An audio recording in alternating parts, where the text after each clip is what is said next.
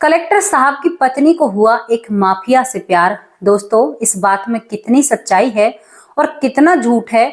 ये कहानी क्या है? क्या एक इतने बड़े अधिकारी की पत्नी को किसी से प्यार हो सकता है क्योंकि घर में कोई कमी नहीं थी? दोस्तों, ये सारी बातें आप लोगों को जाननी है तो वीडियो को आगे देखना होगा। बने रहिए वीडियो में लास्ट तक हमारे साथ, आपके सामने पूरी सच्चाई खोलकर रख देंगे।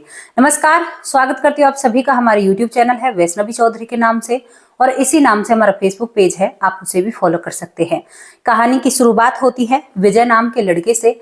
विजय पढ़ने लिखने में बहुत होशियार होता है। विजय के माँ बाप नहीं होते हैं, चाचा चाची ने विजय की परवरिश की है।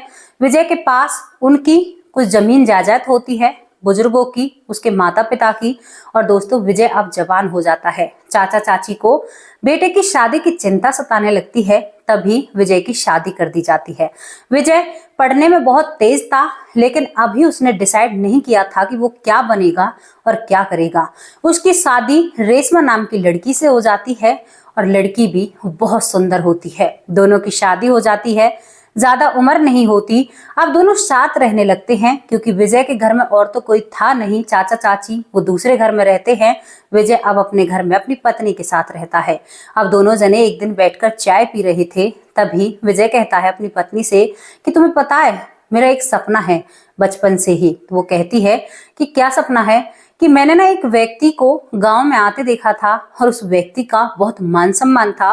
जब मैंने सरपंच साहब से पूछा कि ये व्यक्ति कौन है और क्या करते हैं, इनका तो बड़ा मान सम्मान रहता है, तो सरपंच साहब कहते हैं कि ये कलेक्टर बाबू हैं। तो वो अपनी पत्नी से कहता है, रेशमा से, कि मुझे भी कलेक्टर बनना है, मुझे भी ऐसे ही सब लोग मेरी तरफ इतने सम्मान भरी नजरों से देखेंगे तो मुझे बहुत अच्छा लगेगा।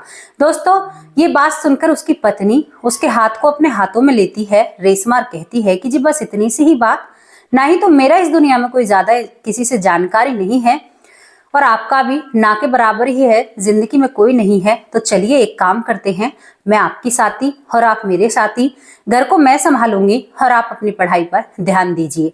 यहाँ पर उसकी पत्नी इतना अच्छा से उसका साथ देती है कि विजय 4 साल की कड़ी मेहनत से एक कलेक्टर बन जाते हैं। अब वो जब कलेक्टर बनते हैं तो अपनी पत्नी को गोद में उठाकर रेशमा को घूमने लगते और कहते हैं कि बस तुम्हारी वजह से ये सब कुछ मैं पाया हूँ, वरना मेरी कहाँ इतनी औकात थी जो मैं इतनी अच्छी नौकरी पा लेता। दोस्तों, दोनों पति पत्नी बड़े खुश होते हैं क्योंकि इन 4 सालों में रेशमा ने खेतों में भी काम किया था, घर को भी संभाला था, अपने पति का पूरा साथ दिया था। अब यहाँ पर जब कलेक्टर बाबू बन जाते हैं तो जिंदगी में कोई भी कमी नहीं होती। रेशमा को लेकर कलेक्टर बाबू सरकारी आवास में चले जाते हैं, गांव को छोड़ देते हैं, अपने चाचा चाची से आशीर्वाद लेकर वहां पर रहने लगते हैं। जिंदगी बहुत अच्छे से चल रही थी, कोई भी दुख तकलीफ उनकी जिंदगी में शायद भूल चुके थे कि कोई दुख नाम की भी चीज होती है। अब यहाँ पर जिंदगी चल रही थी। पहले रेशमा एक बेटे को जन्म देती है, बेटे के 2 साल बाद एक बेटी को जन्म देती है। धीरे धीरे वक्त निकलता है, बेटे और बेटी करीबन, बेटा तो 8वीं क्लास में पढ़ने लगता है और बेटी 6ठी क्लास में पढ़ने लगती है। रेशमा एक फैसला लेती है। रेशमा का पति, दोस्तों, बेटी बेटों को हॉस्टल भेज दिया जाता है और रेशमा अकेली रह जाती है। कलेक्टर बाबू अपनी कलेक्टराई करा करते हैं और जिंदगी आगे चल रही थी। अब रेशमा जैसे ही घर में अकेली रहती है, कुछ नौकर काम भी करते हैं, तो भाई वो काफी परेशान हो जाया करती। तो वो सोशल मीडिया को बहुत चलाया करती है, सोशल मीडिया को देखती रहती। तो एक दिन ऐसे ही वो अपने फोन को देख रही थी, तभी उसके पास एक फ्रेंड रिक्वेस्ट आती है। फ्रेंड रिक्वेस्ट एक लड़के की होती है जिनका नाम टिंकू शर्मा होता है और उनसे वो बात करने लगती है, अपने घर की हर चीजें बतानी, उनसे बातें शेयर करनी। और उन्हें धीरे धीरे कब यहाँ पर रेशमा को टिंकू के इतने करीब हो गई कि उससे प्यार करने लगी, ये बात खुद रेशमा को भी नहीं पता होती है। क्योंकि दोस्तों, समस्या कहाँ पर थी, जो कलेक्टर बाबू थे वो हमेशा बाहर का काम किया करते, 2 दिन 1 हफ्ते कई कई दिन लग जाया करते उनको शायद किसी काम के वहां से, और वो ज्यादा खासकर अब अपनी पत्नी पर ध्यान नहीं दे पाते हैं। इसी अकेलेपन के चलते रेशमा फोन पर बातचीत किया करती। अब यहाँ पर फोन नंबर भी एक्सचेंज हो जाते हैं, एक दूसरे का फोन नंबर ले लिया जाता है। अब रेशमा घंटों घंटों तक टिंकू शर्मा से बात किया करती और टिंकू शर्मा रेशमा की कुछ इस तरह से तारीफ करता है कि रेशमा उसकी बातों में बह जाती है और शायद रेशमा अब अपने दिमाग में एक बात बिठा चुकी थी। दोस्तों, रेशमा अपने दिमाग में बात बिठाती है कि मैं अब अपने पति के साथ नहीं रहूंगी, मैं विजय के साथ नहीं रह सकती, अब मैं टिंकू के ही साथ रहूंगी। और रेशमा एक दिन अपने घर से पूरा सामान बांधती है और वहां से निकल जाती है टिंकू के पास, क्योंकि फोन पर ही टिंकू का एड्रेस ले लिया जाता है। और वो करीबन 1-1.5 साल तक उन दोनों की बातें चलती हैं जब वो घर से निकलती है। और दोस्तों, वो टिंकू के पास जैसे ही जाती है जहां पर एड्रेस दिया था, तो रेशमा के पैर कांपने लगते हैं, क्योंकि जहां पर वो जा रही थी वो घर बिल्कुल उसके आसपास कोई और घर रहता नहीं है। बिल्कुल एक ऐसी जगह पर जा रही थी जहां दूर दूर तक घर कम दिखाई दे रहे थे। रेशमा वहां पर पहुंचती है, टिंकू का दरवाजा खटखटाती है। टिंकू रेशमा को देखकर खुश हो जाता है, क्योंकि शायद टिंकू ने इतनी कोशिश की थी रेशमा को अपनी बातों में लेने की कि 1.5 साल टिंकू को लग जाते हैं रेशमा को रिझाने में। उसके बाद दोस्तों, रेशमा वहां पर रहने लगती है, लेकिन कलेक्टर बाबू जो 2 दिन के लिए बाहर गए हुए थे, जब वो घर आते हैं और घर आकर देखते हैं तो वो काफी परेशान हो जाते हैं। रेशमा के घर भी फोन किया जाता है, कई लोगों से जानकारी ली जाती है, गार्ड से भी पूछा जाता है, लेकिन यहाँ पर उनके हाथ कुछ भी नहीं लगता है विजय के हाथ, और वो परेशान से खड़े रह जाते हैं। वो सोच विचार करते हैं, और यहाँ पर दोस्तों रेशमा जो अपना फोन था उसे घर पर ही छोड़कर गई थी। अब यहाँ पर कलेक्टर साहब रेशमा का जैसे ही फोन छानबीन करते हैं तो उन्हें पता चल जाता है कि उनकी पत्नी ने एक गलत कदम उठाया है। यहाँ पर वो ज्यादा इस बात को तवज्जो इसलिए नहीं देते हैं क्योंकि उनकी पत्नी 2 बच्चों की माँ थी, इतनी नासमझ नहीं थी, समझदार थी, उसे अच्छे बुरे की समझ थी, क्योंकि उसने बहुत उसका साथ दिया था। यहाँ पर उसका पति रोने लगता है, एक कलेक्टर था। अब यहाँ पर समाज में बेइज्जती का और उनके मान सम्मान को ठेस पहुंचाने वाली बात भी सामने आ जाती है कि भाई उसकी पत्नी ऐसे घर को छोड़कर चली गई। अब यहाँ पर किसी न किसी तरह कलेक्टर बाबू रेशमा का पता लगाते हैं, नंबर पर बात करते हैं। तो रेशमा से कलेक्टर बाबू घंटों तक बात करते हैं। तो रेशमा कह देती है कि सुनो जी, ना ही तो मैं कोई बालक हूँ, ना ही मैं इतनी नासमझ हूँ कि जो मैं समझू ना अपना अच्छा और बुरा समझती हूँ। आप हमेशा बाहर रहते हैं, अब मैं आपके साथ अपनी जिंदगी बिताना नहीं चाहती, मैं इसी के साथ अपनी जिंदगी बिताऊंगी और इसी के साथ रहूंगी।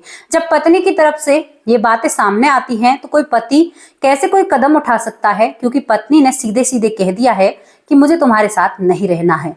कलेक्टर बाबू कई रातों कई दिनों तक गम में डूबे रहते हैं, बहुत ज्यादा परेशान रहते हैं, लेकिन क्या कार्रवाई कर सकते हैं, वो जानते हैं कानून को। और वो कह देती है कि मैं तुम्हारे पास डिवोर्स केस के कागज भी भेज दूंगी, मैं अब तुम्हारे साथ नहीं रहना चाहती। जब डिवोर्स तक बात आ जाती है तो कलेक्टर बाबू अब कार्रवाई का इंतजार करते हैं कि ठीक है, तुम डिवोर्स के कागज भेज देना, मुझे भी तुम्हारे साथ रहने का कोई ज्यादा शौक नहीं है, मैं अपने बच्चों को खुद पालना जानता हूं। क्योंकि दोस्तों, कलेक्टर बाबू ने करीबन 1 हफ्ते तक अपनी पत्नी से बात करने की कोशिश की, उसे बच्चों का भी हवाला दिया, लेकिन उनकी पत्नी नहीं मानती है।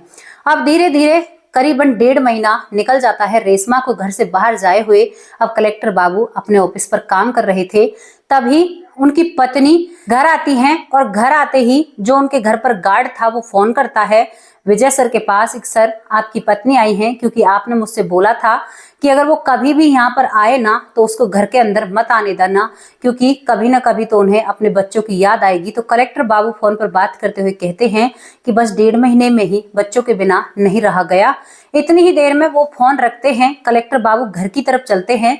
दूसरा फोन गार्ड का आता है कि सर आपकी पत्नी के मुंह से झाग निकल रहे हैं और बहुत ज्यादा से उनके हाथ पैर हिल रहे हैं, मतलब उनके अंदर एक तड़पन सी है। ये बात सुनकर कलेक्टर बाबू अपनी गाड़ी की रफ्तार बढ़वाते हैं, और दोस्तों वहां पर पहुंचते हैं तो उनकी पत्नी के मुंह से झाग निकल रहा था और उनकी काफी बुरी हालत होती है। कलेक्टर बाबू अपने हाथों से अपनी पत्नी का झाग पहुंचते हैं और उसे गोद में उठाकर गाड़ी में डालकर हॉस्पिटल ले जाते हैं।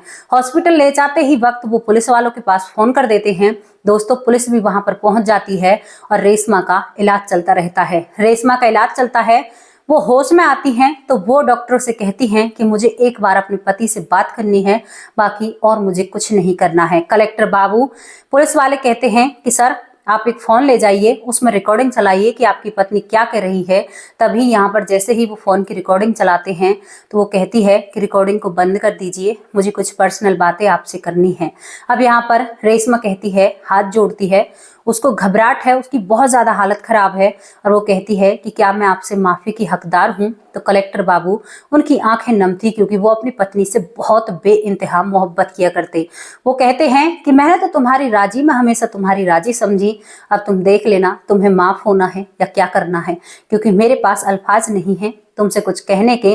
और वहां पर रेशमा बहुत जोर से रोती है और कहती है कि मुझे माफ कर दो, पता नहीं मेरे दिमाग में क्या हुआ, मुझे खुद भी होश नहीं है, मैं क्या कर बैठी, क्या मैंने क्या कर दिया, ये मैं नहीं बता सकती। और यहाँ पर वो सारी सच्चाई उस बिट्टू की बताती है, कहती है कि उसके बहकावे में 1.5 साल में मैं आ गई और उसके पास जब मैं गई तो वहां पर मैं कई दिन तो बहुत अच्छे से रही, मुझे बिल्कुल भी आप लोगों की कमी महसूस नहीं हुई।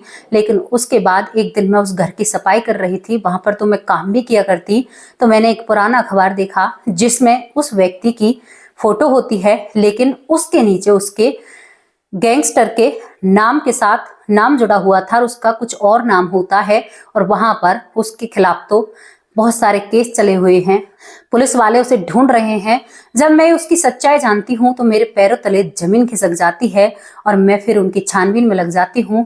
अरे उन्हें तो पुलिस ढूंढने वाली है, मैं बस यही सब कुछ देखकर उसे छोड़कर आ जाती हूँ। कई दिन उससे मेरी लड़ाई होती है। मैंने कहा था उससे कि अगर तुम ऐसे थे तो तुमने मुझे क्यों नहीं बताया, तो वो कह देता है कि मैं तो ऐसा ही हूँ और मैं ऐसा ही रहूंगा और हमेशा ऐसे ही रहूंगा। मैं ये बात सुनकर मैं वहां से आने के बाद मैं रोड पर बैठती हूँ और मैं अपने परिवार को याद करती हूँ, अपने बच्चों को याद करती हूँ। एक स्टोर से मैंने ये जो पदार्थ है ये लिया है और इसे लेकर मैं बैठी रहती हूँ, बहुत देर तक बैठी रहती हूँ और ये खाकर मैं तुम सबसे मिलना चाहती थी। मेरे बच्चों से तो मैं नहीं मिल पाई, लेकिन तुम्हें मैं देखना चाहती हूँ। और यहाँ पर रेशमा हाथ जोड़कर पड़ी रहती है बिस्तर पर, कहती है कि अगर कभी भी थोड़ा सा भी मुझसे प्यार किया हो तो मुझे माफ कर देना, ये मेरी गलती थी या मेरी बुद्धि खराब थी, मुझे कुछ भी नहीं पता, मैं खुद अब नासमझ सी हो रही हूँ, मेरे दिमाग पर कौन सा खुमान चढ़ा था। और दोस्तों रेशमा की हालत बिगड़ने लगती है। अब यहाँ पर रेशमा अपने पति से कहकर पुलिस वाले को बाहर से अंदर बुलाती है और उस पुलिस वाले से कहती है कि सर मेरे पति का इन सब चीजों में कोई दोष नहीं है, ये जो कुछ किया है मैंने खुद अपनी मर्जी से किया है, मैंने खुद ने जहर खाया है, इसका इसमें कोई भी हाथ नहीं है। और दोस्तों रेशमा को घबराहट होने लगती है, तुरंत उसे आईसीयू रूम में ले जाया जाता है। वेंटिलेटर पर 2 दिन रहने के बाद रेशमा अपना दम तोड़ देती है, पुलिस वालों के सामने अपने पति को निर्दोष कर जाती है। जब ये चीज कलेक्टर बाबू देखते हैं तो उनके रोने को देखकर शायद और लोगों को भी रोना आ जाता है। दोनों बच्चे माँ को देखकर बहुत ज्यादा रोते हैं कि उन्हें तो कुछ पता ही नहीं है कि उनकी माँ कहाँ पर गई थी, क्या हुआ था। दोस्तों उनके सामने ये सारी चीजें बिल्कुल नई थी, वो बहुत ज्यादा परेशान होते हैं बच्चे। यहाँ पर कलेक्टर बाबू उस टिंकू शर्मा के नाम भी कार्रवाई करते हैं और 3 दिन के अंदर टिंकू शर्मा को अरेस्ट कर लिया जाता है। दोस्तों उसके ऊपर कानूनी कार्रवाई होती है, स्टोर वाले पर भी कानूनी कार्रवाई होती है जिन्होंने उसकी पत्नी को जहर दिया था। हालांकि किसी को ऐसे इजाजत नहीं है, हमारे भारत में कोई ऐसे जहर नहीं खरीद सकता डायरेक्टली। तो दोस्तों ये थी वो कहानी। आगे चल के जो कलेक्टर विजय थे वो हमेशा अपनी पत्नी को याद किया करते और अपने बच्चों से हमेशा वो कहते हैं कि तुम्हारी माँ बहुत अच्छी थी, उन्हों की ही वजह है कि आज मैं कलेक्टर बना हूँ, उसकी ही वजह है, वही है मेरी जिंदगी का आधार। और कलेक्टर बाबू ना ही तो शादी करते हैं, अपने बच्चों की परवरिश कर रहे हैं और बहुत अच्छे से अपने बच्चों को रख रहे हैं। तो ये थी वो स्टोरी जहां पर एक लड़की सोशल मीडिया के जरिए, एक महिला किसी दूसरे के जाल में फंस जाती है, लेकिन जब उसकी सच्चाई उसके सामने आती है तो उसके पैरों तले जमीन खिसक जाती है और वो अपने फैसले पर पछताने लगती है। दोस्तों अक्सर हम कुछ फैसले ऐसे ले लेते हैं शायद जिन पर हमें बहुत पछताना होता है और अंदर ही अंदर वो फैसला हमें खाने लगता है। यहाँ पर एक हंसता खेलता परिवार बिखर चुका था। हालांकि वो अपने बच्चों को पाल लेगा, लेकिन पति की कमी कोई भी पूरी नहीं कर सकता। दोस्तों कलेक्टर बाबू अपनी पत्नी को बहुत याद करते हैं और कभी भी उसकी बुरी बातों को कभी अपने मन में नहीं आने देते। उनके लिए उनकी पत्नी बहुत अच्छी है और बहुत ही अच्छे से है। तो दोस्तों ये कहानी कैसी लगी आपको, आप अपनी राय कमेंट बॉक्स में रख सकते हैं। कल फिर हाजिर होंगे किसी सच्ची और अच्छी स्टोरी के साथ। तब तक के लिए नमस्कार, जय हिंद, जय भारत।